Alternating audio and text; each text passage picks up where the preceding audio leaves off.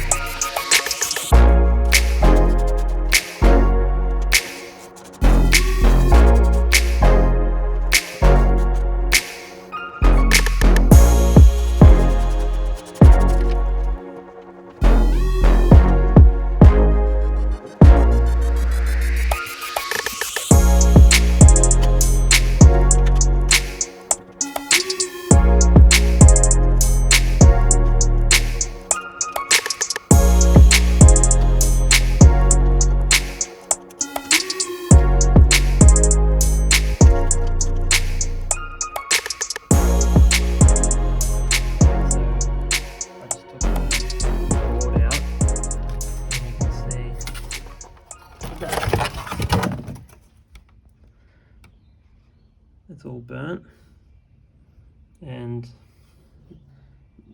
that is the output for the fan. So just above that, it's all burnt. So that's what I mean. This was the problem, but in turn, it's took out the 2 fan motors. And in my opinion, like DC fan motors are really temperamental. So yeah, that's the problem.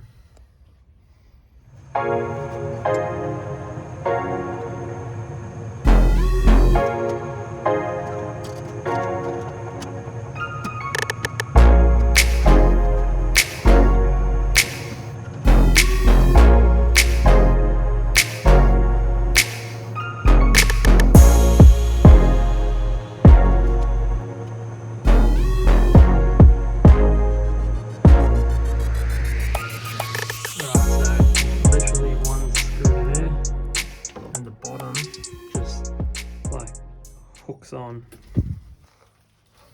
so up there, and there, just sort of like hooks on. So the only thing holding it in is literally 1 screw. It's not the easiest thing to change, but it's not hard either.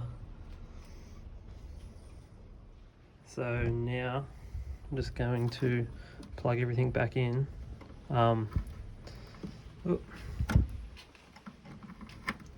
Plug everything back in, put that back up, screw everything back on. The way I do it is when I disconnect something, I just take a photo on my phone.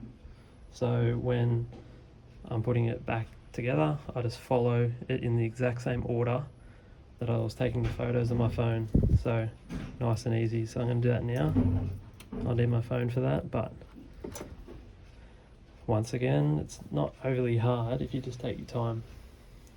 But one thing I recommend is taking photos of everything.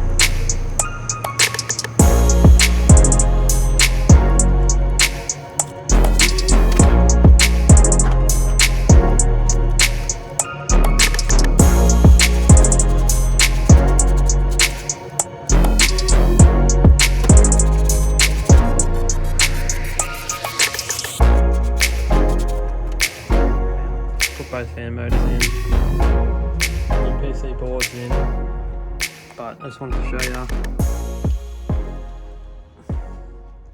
There's little things here to keep the cable out of the way, but just make sure you cable tie everything off. So, you know, fan doesn't cut any of the wires. Cable tie all the cables back. Make sure no cables are like hitting the discharge pipe at the back, because that gets red hot. But yeah, pretty simple if you take the time. A little bit fiddly, but yeah, it's all good. So I'll put this back on now and turn it on.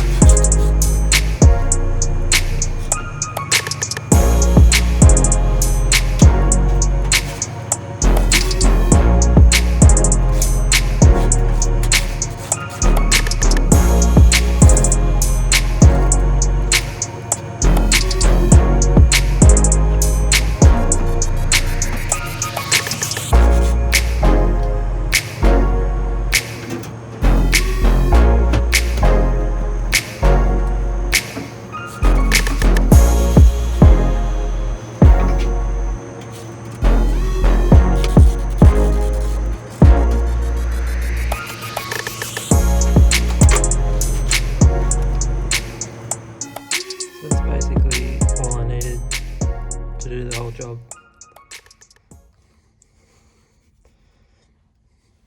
Anyway,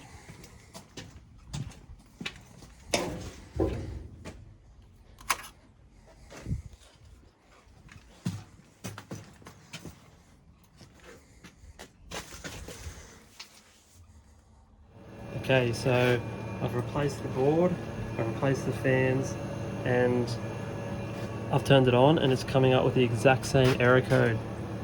So basically, this board all has power, but I've just checked the continuity of that fuse there. That fuse there, it's a 6.3 amp 240 volt fuse, and it's got no continuity. I'll show you.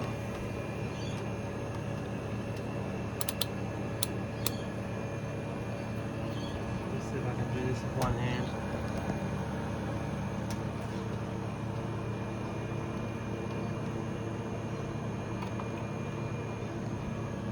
Nothing.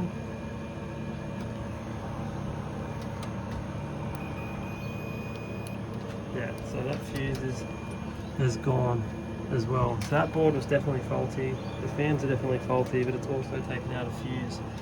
So I'm just going to get a fuse, put that in, turn it back on, see what happens. Alright, so yeah, just to confirm, guys, the board was definitely stuffed, as you saw.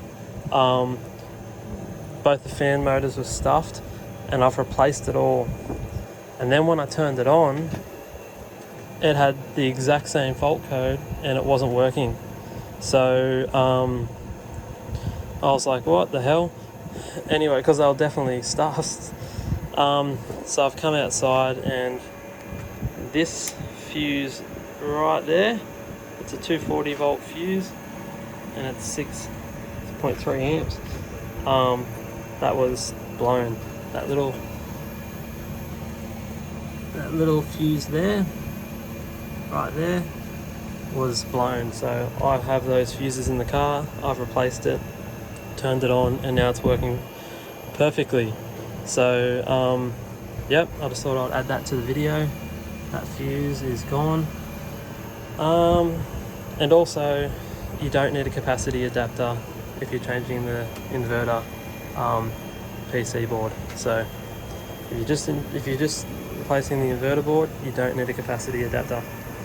So all done, all good, working, done.